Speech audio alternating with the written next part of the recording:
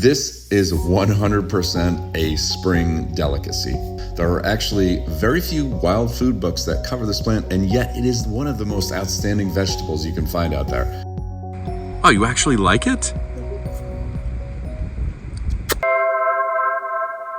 Hello, I'm Sean Rowe, host of the Wild Food series, Can I Eat This? All about giving you the practical tools and the skill to go out into the wild garden of nature and harvest some of the most amazing wild edible plants and mushrooms right around you. And also to give you that practical skill so you can take all that wild food, bring it back home in the kitchen, and know what the hell to do with it when you get back home. I love the idea of controlling invasive plants by eating them, especially when they are as outstanding and versatile as Dame's Rocket. All right, so let's get to know this plant. In my area of the Northeast, Dame's Rocket is ubiquitous, it's widespread, and considered quite invasive. While it's markedly better cooked than raw, thick Dame's Rocket shoots can be quickly blanched, steamed, or simply chopped and fried, where their subtle flavor and crispy texture is really enjoyed and craved. The green ones? Well, they're all green.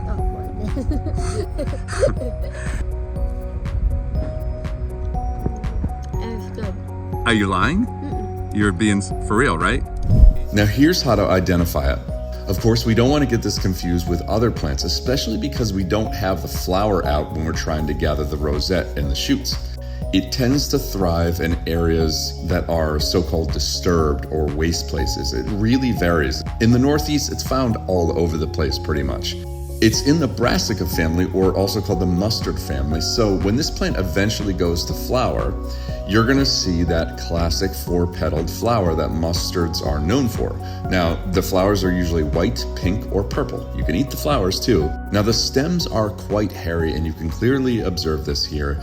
The individual leaves have this kind of furry feel to them, and they also have subtle teeth along the margin that tend to end in this tiny little bead that you should be able to see here. Now, the mid vein of the leaf is lightly colored, it's kind of whitish, and it's a little sunken in on the top, whereas if you lift up the leaf and turn it over, the mid vein really protrudes significantly, and you can feel that. It's very apparent. While this plant has many edible parts, in my mind, the best edible is found in the young shoots at the rosette stage, well before you see the flowers form. So the timing is everything here, and it's really early spring is when you want to find these. You can harvest these shoots by simply locating a stout clump of rosette leaves. Now, when you get down to this rosette, you can just splay out the leaves a little bit, and within that rosette, if you're at the right stage here, you should see a few to several pencil-sized or larger shoots. These will be stout, they'll be juicy, they will appear more upright than the surrounding leaves. Now, this is what is called meristematic, and within a lot of young leaves and shoot vegetables, this is what you're looking for. You want the overall meristematic growth to be floppy and juicy and just stout. You can visually see this, you can feel it with your hands. This is new growth, and this is prime for harvesting. Simply clip near the base of these stalks, and this whole entire shoot will cook up as tender as can be. You will not believe how good this is. You can eat the stalks raw. I don't really like the leaves so much, especially raw.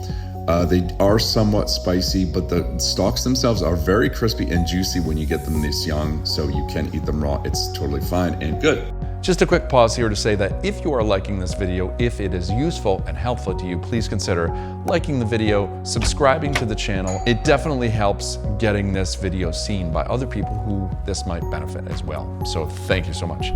Now, I noticed growing around this specimen here was our native onion or native garlic called Allium canadense, which by the untrained eye would just appear to be a little tuft of grass here, but this is actually a really cool native plant. Now, removing Dame's Rocket, which is right in this area, can give native plants like this a chance to relax a bit and to not be taken over by these zealous foreigners, right? So by pulling the entire plant up, roots and all, and shucking it, or better yet, recycling into your hot compost pile. And that's it, folks. Get out and ID this plant. You know, it's really easy to find. It's amazing. You're helping the landscape by removing it. It's an incredible food source. It's abundant. Why the hell not? Look at this kid. Dame's rocket, folks. Damn, man. All right. Wow. Like your t-shirt too, by the way. Nice.